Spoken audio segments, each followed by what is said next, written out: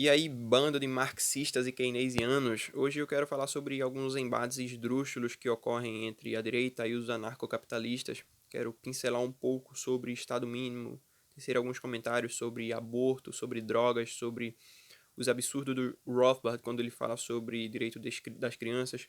Quero falar também sobre o conservadorismo que o Hope cita no Democracia ou Deus que Falhou. Vamos falar muito do Hope hoje. Eu só estava esperando um gatilho. E o gatilho ocorreu essa semana quando o Caio Coppola, no Morning Show, falou sobre o Democracia em Vertigem. Ele falou que todas as pessoas da direita, todos os grupos da direita, na verdade, deveriam assistir aquele documentário. E um dos grupos que ele citou foi os anarcocapitalistas. Acho que ele citou primeiramente os anarcocapitalistas, inclusive. E aí eu fiquei pensando muito naquilo ali, ficou martelando na minha cabeça, martelando, martelando, martelando.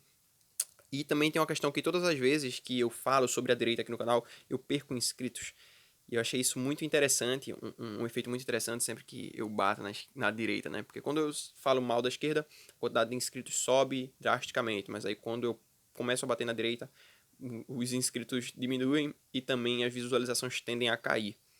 Aí meio que eu juntei as duas coisas, né? Juntei o útil ao desagradável para fazer esse vídeo aqui. Bom, primeiramente, cara, a maioria das pessoas que fazem crítica ao anarcocapitalismo sequer conhecem as ideias mais fundamentais.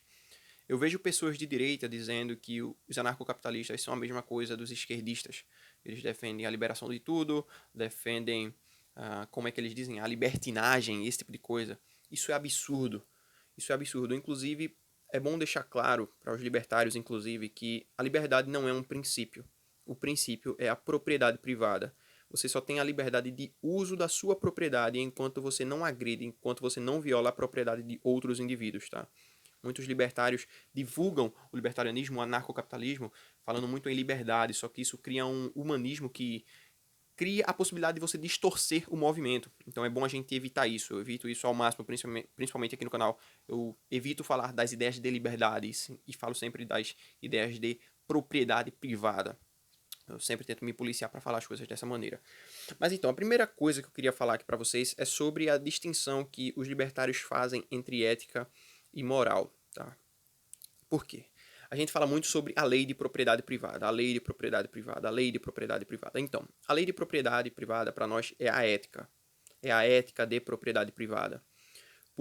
Porque ela é o lastro objetivo que nós utilizamos para calcar a nossa defesa da justiça. Tá? Então, a ética está inteiramente ligada com a justiça, com as questões objetivas da justiça. Porque do jeito que é feito agora, você tem uma margem criada pela subjetividade dos indivíduos para que o Estado se expanda utilizando justamente essa subjetividade dos indivíduos. Muita gente acha que alguma coisa deve ser proibido ou permitido só porque ela acha que deve ser. Aí o Estado saca, os políticos, na verdade, sacam que tem muita gente que defende ou não essas coisas e acaba utilizando esse discurso, essa narrativa para adquirir capital político. Olha, tem um monte de gente que está defendendo essa coisa, ou tem um monte de gente que quer proibir essa coisa, eu vou chegar lá e vou afirmar que vou defender os interesses dessas pessoas, e aí a legislação acaba aumentando e a liberdade dos indivíduos acaba sendo tolhida. Embora o princípio seja a propriedade privada, ok? Mas enfim, já a moral não. A moral nós tratamos justamente como as questões objetivas, como essas questões objetivas que não podem ser utilizadas para você criar um norte jurídico, para você calcar a justiça nesse norte, sabe? É exatamente isso que o Estado faz, como eu expliquei agora. Você pega a subjetividade dos indivíduos e acaba atribuindo-lhes isso um poder que não deveria existir, né? Tu tem uma pessoa que acha, por exemplo, que uma coisa é feia ou que alguma coisa é errada, logo isso deve ser crime. E muita gente não entende o poder, o impacto que essas palavras possuem no tecido social. Isso realmente é muito pernicioso, porque a partir do momento que uma legislação se cria com um lastro subjetivo, outra também é criada, outra também é criada, outra também é criada, e assim, de pouquinho em pouquinho, o Estado vai minando a nossa liberdade, sabe? Inclusive também a nossa propriedade privada. Então essa é a principal distinção que muita gente confunde, muita gente não entende, sabe? Muita gente acha que se a gente chegasse no Ancapistão, que eu acho que talvez a gente nunca chegue, tá? Eu sou bem sincero quanto a isso, eu sou cético, tá? Eu quero falar sobre ceticismo também. As pessoas acham que se a gente chegar no Ancapistão tudo vai ser livre. Não. Inclusive a gente vai acabar excluindo muitas pessoas que têm comportamentos perniciosos, que são comportamentos que criam distorções entre as pessoas, sabe? Que são comportamentos perniciosos. Inclusive, o Hope fala sobre isso aqui no Democracia, o Deus que Falhou. Ele diz que não poderá haver tolerância para com democratas e comunistas em uma ordem social libertária. Eles terão de ser fisicamente excluídos e separados da sociedade. Aqui ele fala sobre o ostracismo, sobre um boicote completo desse tipo de pessoa que acaba divulgando ideias que são ruins para a própria sociedade, como os comunistas e os democratas também, mas enfim, isso é assunto mais profundo para um outro vídeo, tá? Mas vamos tocar em alguns pontos aqui também. E aí, a gente inicia falando aqui sobre a principal diferença entre os libertários e as pessoas de direita, que é a ideia do Estado, né? Muitas pessoas de direita defendem um Estado mínimo e outras pessoas defendem que você tenha um tipo de Estado que ele não é mínimo, mas também não é um Estado grande. Eles não entendem que o Estado sempre vai se expandir. Na Anatomia do Estado, o Rothbard fala que, apesar do modus operandi do Estado ser a força, ele se perpetua pela ideologia, né? Pela legitimidade que as pessoas atribuem a esse Estado. E aí, imagine, por exemplo, que nós tivéssemos realmente um Estado mínimo, um Estado que só opera sobre justiça e segurança. Essas duas coisas estão completamente ligadas, não tem como você dissociar uma da outra, tá? Para você prover segurança para alguém, para você fornecer serviços de segurança, você tem que ter um norte jurídico, tá? Então vamos supor que a gente tivesse um Estado mínimo, e esse Estado mínimo só legisla, só usa o aparato estatal para defender a propriedade privada. Existe a tendência de uma concorrência entre os políticos. O Hope fala sobre isso no Democracia, o Deus que Falhou. E se o incentivo no mercado é que a concorrência crie preços mais baixos e uma qualidade maior, na democracia, na concorrência entre os políticos, o negócio muda de figura.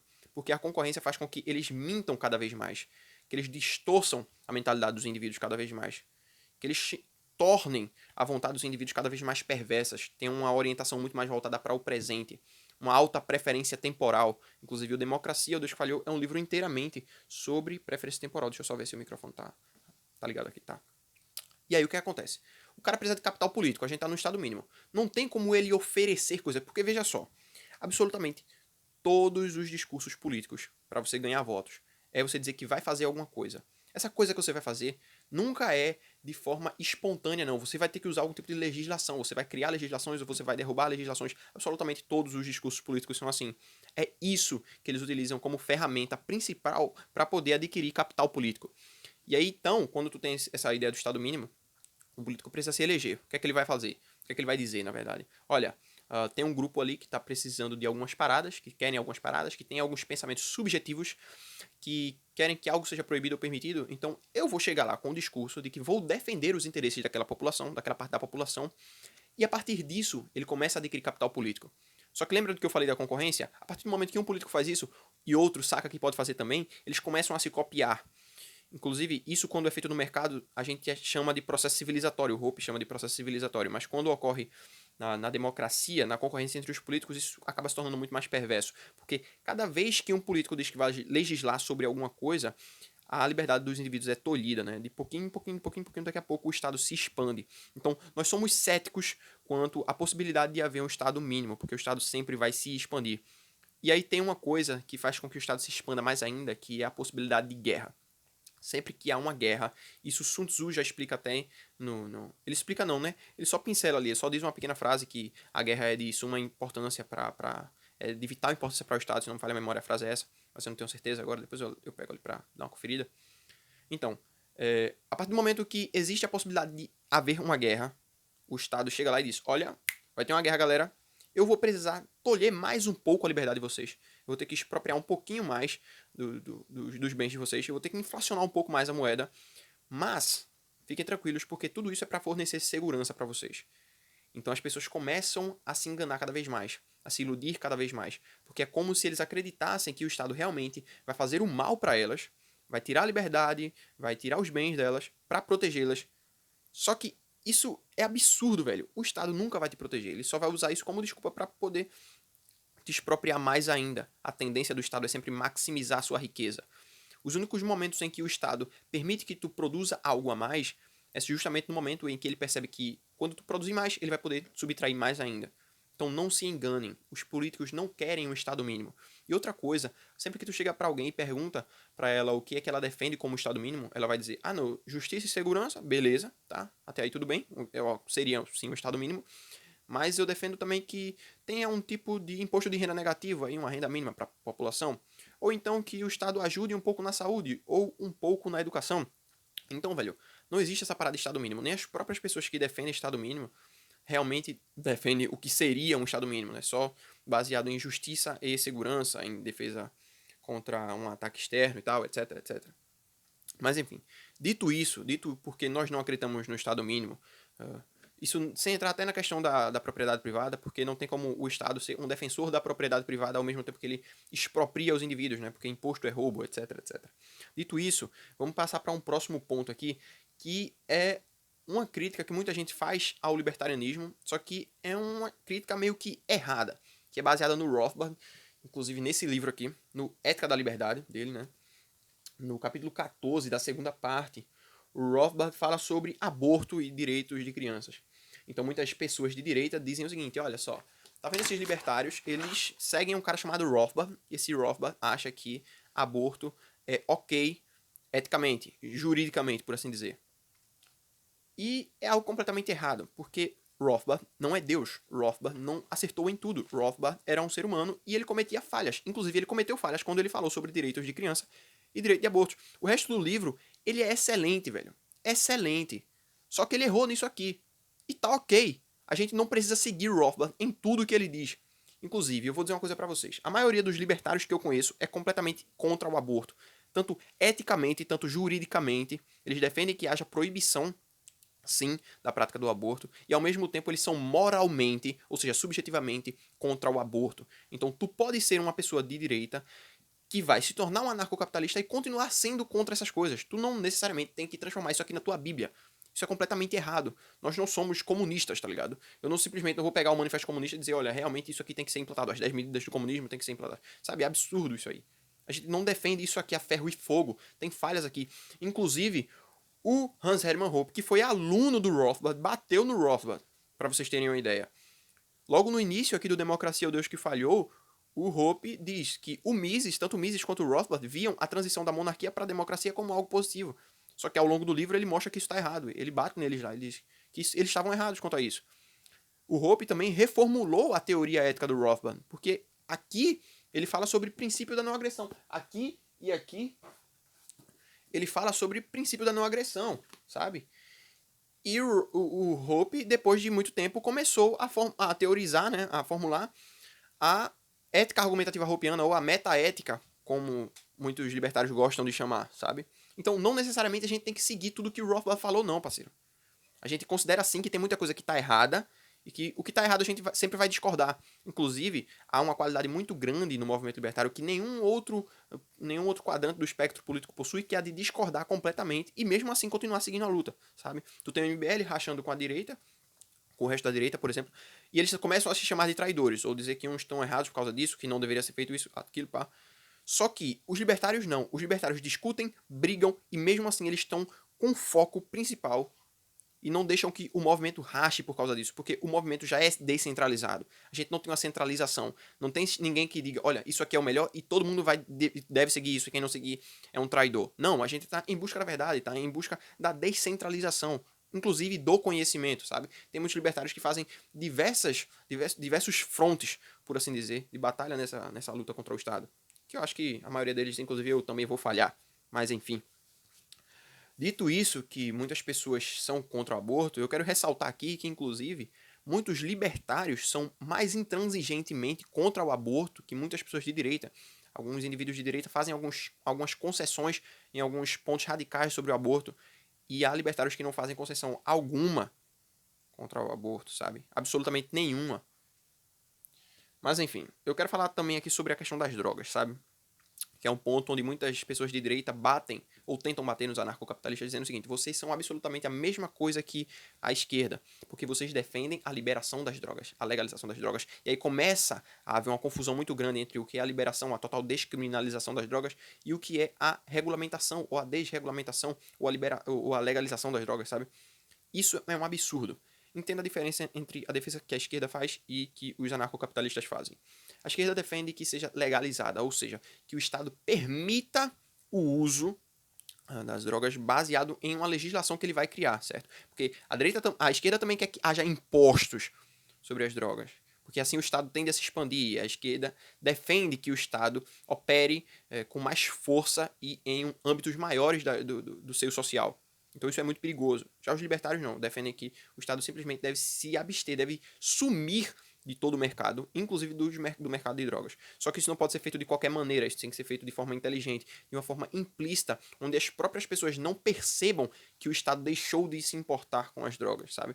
O Paulo Cogos, embora muita gente possa discordar de diversos pontos dele, fez um vídeo uma vez explicando como é que é a visão dele acerca da liberação das drogas e como elas deveriam ser liberadas de forma que você não precisa falar nada. Você simplesmente deixa que as coisas comecem a ocorrer. E a partir do momento que os carinhas que não oferecem nenhum tipo de perigo para a sociedade começam a atuar também nesse tipo de mercado, você tende a criar um tipo de concorrência natural contra esses grandes monopólios, esses grandes cartéis de drogas. Entenda uma coisa, lembra quando eu falei sobre a moral e sobre a ética? Então, você pode continuar sendo moralmente contra as drogas. Eu sou extremamente moralmente contra as drogas. Eu acho que ninguém deveria usar. É inclusive uma falha que eu considero, inclusive uma falha de caráter, um tipo de falha de caráter, sabe? É algo realmente pernicioso, algo degradante. As pessoas não deveriam se envolver com isso jamais. Só que a partir do momento que tu proíbe as drogas, o que é que acontece? Sempre que há um monopólio, há um cartel. O preço aumenta e a qualidade cai.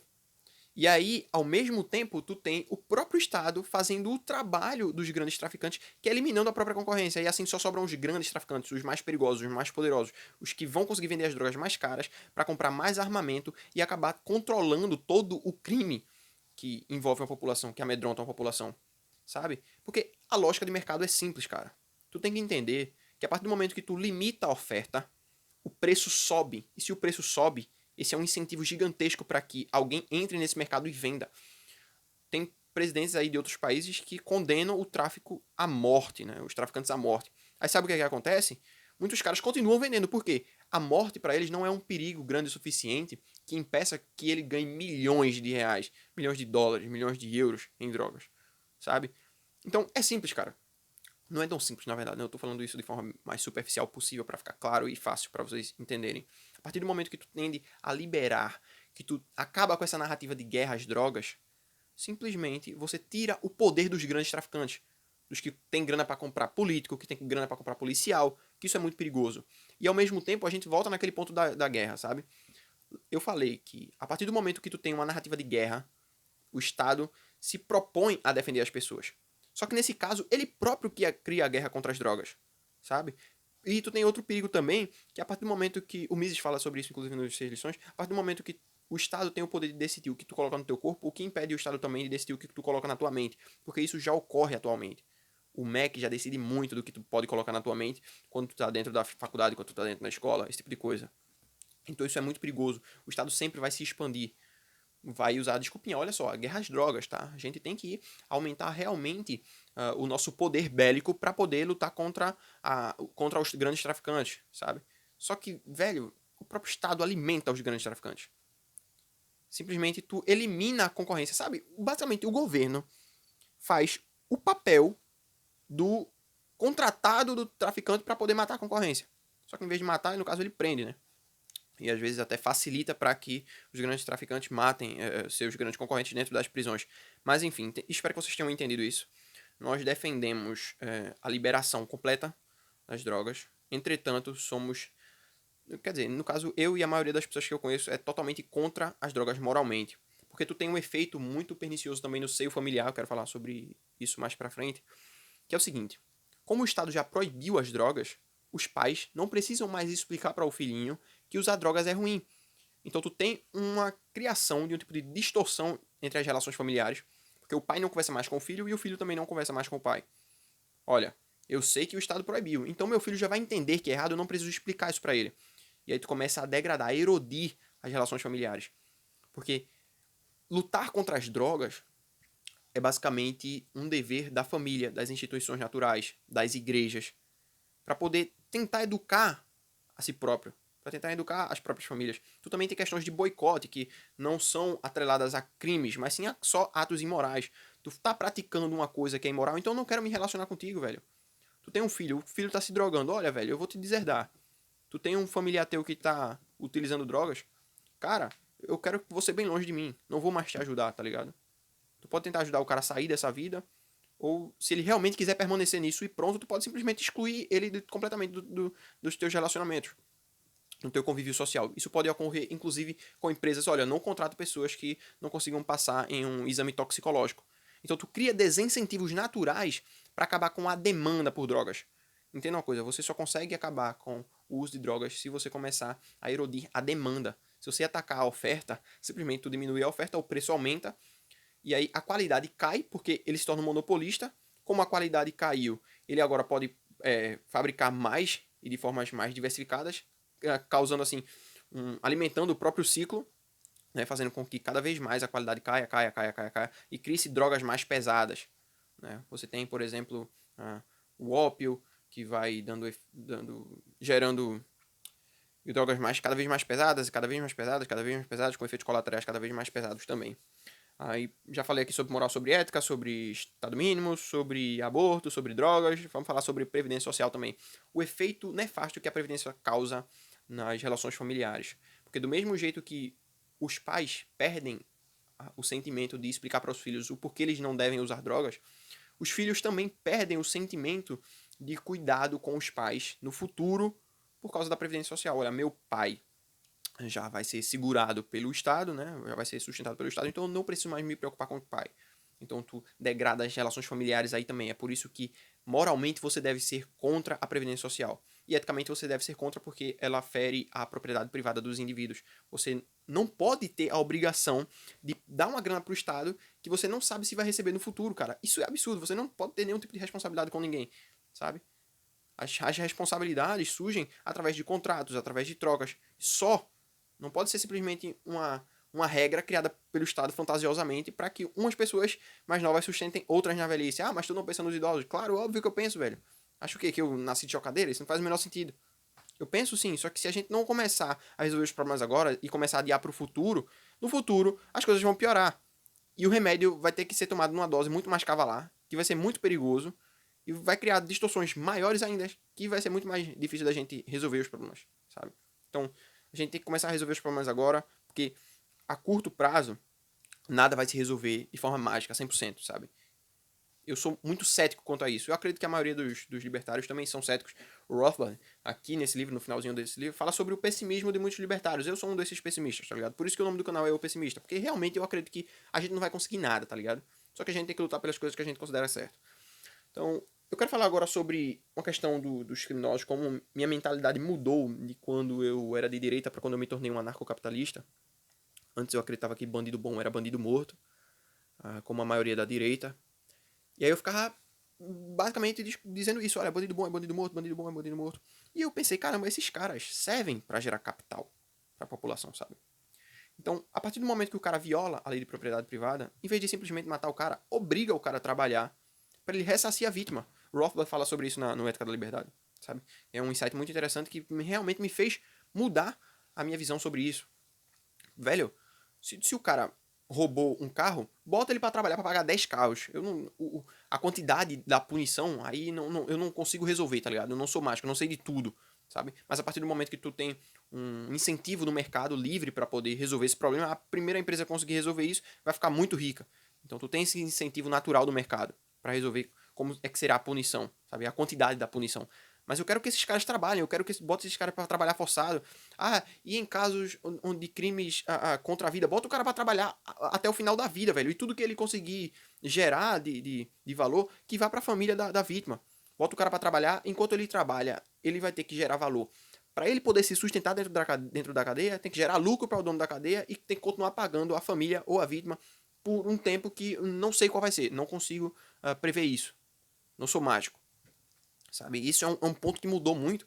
E esse é um ponto específico onde eu tenho muito orgulho de ter mudado meu pensamento, porque agora eu sei que realmente dá pra você utilizar isso simplesmente em vez de acabar com a vida do cara. Você bota o cara pra trabalhar e quem sabe até se a família perdoar o cara no futuro, deixa o cara livre, etc. Sabe? Mas aí eu quero falar sobre conservadorismo e sobre o libertarianismo. Agora eu vou realmente chamar o Hope aqui, porque esse livro é o livro que todas as pessoas deveriam ler. Todas as mesmas. Até mesmo se tu odeia os anarcocapitalistas, se tu odeia os libertários, tu deveria pegar esse livro aqui e lê-lo. Porque ele é magnífico. Ele faz tua mente mudar completamente. Ele te explica questões econômicas de forma completamente implícitas, sabe? Simplesmente tu tá lendo e aí tu aprende um monte de coisa de economia e quando for pegar um livro de economia, tu vai dizer, pô, eu li isso aqui em um livro sobre teoria política, cara, sobre ciência política. Isso aqui é mágico, magnífico. O capítulo 10 é sobre conservadorismo e libertarianismo. Eu já falei desse capítulo aqui umas 10 vezes para vocês. Para quem não sabe, o Lobo Conservador, ele era uma pessoa de direita, e quando foi mostrado para ele isso aqui, conservadorismo libertário, ele se tornou um anarcocapitalista. Isso foi mágico, foi muito maneiro, de verdade. Você tem uma pessoa que tinha um alcance tão grande se tornando um anarcocapitalista depois de conhecer o Hoppe. Eu achei sensacional. Eu vou ler aqui um pouco do trecho, dos primeiros trechos desse capítulo para que vocês entendam mais ou menos como é que é o pensamento do Hoppe acerca do libertarianismo e do conservadorismo. Tem uma parte mais para frente, inclusive, que ele diz que só um libertário intransigente pode ser um conservador, ou só um conservador intransigente pode ser um libertário, alguma coisa desse tipo, porque agora realmente eu não sei mais onde é que está a página, eu não gosto muito de marcar, eu só risco os livros, mas enfim, deixa isso aqui pra lá, depois eu não vou achar não, deixa pra lá. Eu vou ler aqui um trecho pra vocês, espero que vocês entendam mais ou menos o que é que eu vou trazer pra vocês aqui com esse vídeo, e eu não consigo ler muito bem em voz alta, eu tenho o costume só de ler no pensamento, então se eu errar algumas coisas aqui, me desculpem, mas enfim. O termo conservador deve possuir uma acepção diferente. O que ele significa, e possivelmente somente significa, é isto. Conservador se refere a alguém que acredita na existência de uma ordem natural, de um estado... Opa, beleza. De um estado de coisas natural que corresponde à natureza das coisas, que se harmoniza com a natureza e o homem. Essa ordem natural é e pode ser perturbada por acidentes e anomalias, por terremotos, furacões, doenças, pragas, monstros e bestas, por seres humanos de duas cabeças ou quatro pernas, por aleijados e idiotas e por guerras, conquistas e tiranias. Eu espero que vocês entendam as analogias que estão implícitas aqui dentro. Mas não é difícil distinguir o normal do anormal, anomalias, o essencial do acidental. Um pouco de abstração dissipa todas as confusões e permite que quase todos vejam o que é e o que não é natural, o que se encontra e não se encontra de acordo com a natureza das coisas. Além disso, o natural é ao mesmo tempo o estado de coisas mais duradouro. A ordem natural das coisas é antiga e sempre a mesma. Apenas anomalias e acidentes sofrem mudanças, portanto, ela pode ser reconhecida por nós em todos os lugares e em todos os tempos. Conservador refere-se a alguém que reconhece aquilo que é antigo e natural através do ruído das anomalias e dos acidentes. Refere-se a alguém que o defende, o apoia e ajuda a preservá-lo contra aquilo que é temporário e o anômalo. No ambiente das ciências humanas, incluindo as ciências sociais, o conservador reconhece as famílias, pais, mães, filhos, netos e os lares familiares com base na propriedade privada e em cooperação com uma comunidade de outros lares familiares, como as unidades sociais mais fundamentais, mais naturais, mais essenciais, mais antigas e mais indispensáveis. Adicionalmente, a família, o lar familiar, também representa um modelo da ordem social em geral. Assim como existe uma ordem hierárquica no seio de uma família, há uma ordem hierárquica dentro de uma comunidade de famílias, de aprendizes e servos, de mestres, vassalos, cavaleiros, lordes, senhores feudais e até mesmo reis, vinculada por um elaborado e complexo sistema de relações de parentesco e há uma ordem hierárquica dentro de uma comunidade de crianças, pais, sacerdotes, bispos e cardeais, patriarcas ou papas, e finalmente um Deus transcendente. Das duas camadas de autoridade, o poder físico terreno de pais, lordes e reis encontra-se naturalmente subordinado ao submetido ao controle da máxima autoridade espiritual e intelectual de padres, sacerdotes, bispos e, por fim, Deus. Os conservadores, ou mais especificamente os conservadores ocidentais greco-cristãos, caso eles apoiem alguma coisa, apoiam e desejam preservar a família, as hierarquias sociais e as camadas de autoridade material e espiritual intelectual baseada e decorrente de laços familiares e relações de parentesco. Eu realmente não conheço nada que seja mais conservador que isso aqui. Recomendo para vocês que leiam muito o Democracia, o Deus que Falhou. Se tu é uma pessoa de direita e tu se sentiu com curiosidade a partir desse vídeo, eu vou recomendar para você que faça algumas leituras básicas. Leia o Anatomia do Estado, leia a lei, leia as 6 lições e leia as 10 lições fundamentais de economia austríaca, do Biratan Jorge Ório. Recomendo esses 4 livros básicos. Se tu é uma pessoa que realmente já tem um costume maior de ler, quer ler alguma coisa mais densa, leia o Democracia, o Deus que Falhou. Se tu quiser entender um pouco sobre a visão da propriedade privada que o Rothbard possui, leia A Ética da Liberdade. Eu vou tentar deixar o link de todos esses livros na descrição para que vocês comprem através da Amazon, caso queiram. Vocês comprando através desses links, vocês ajudam bastante o canal. Espero que tenham gostado. Deixem o seu like, se inscrevam. Vocês também podem patrocinar o canal através do Apoia-se que está aí na descrição. Eu vou ficando por aqui. Valeu, falou e fui. E deixem de preconceito e comecem a estudar o anarcocapitalismo antes de criticar coisas completamente infundadas, espantalhos falaciosos. Fui.